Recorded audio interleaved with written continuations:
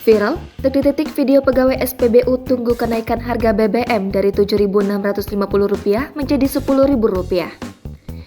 Tengah viral, video detik-detik kenaikan harga bahan bakar minyak atau BBM pada Sabtu 3 September 2022 ramai di sosial media.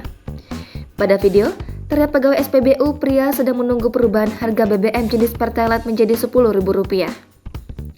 Diketahui, BBM jenis Pertalite semula seharga Rp7.650, kini menjadi Rp10.000. Dan detik-detik perubahan itu nampak pada tampilan layar digital mesin pengisian BBM. Unggahan diketahui dibagikan oleh akun Instagram @yogyakarta.keras pada Minggu 4 September 2022. Terdengar juga suara perekam yang menyampaikan bahwa detik itu juga BBM jenis Pertalite secara resmi naik menjadi Rp10.000.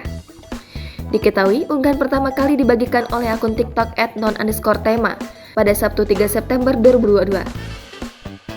Video yang berdurasi 10 detik ini pun kini ramai ditanggapi oleh warganet.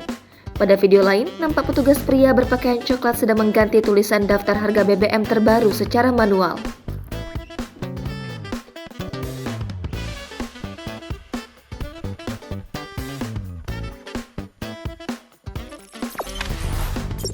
Jangan lupa subscribe, share, komen, dan like ya!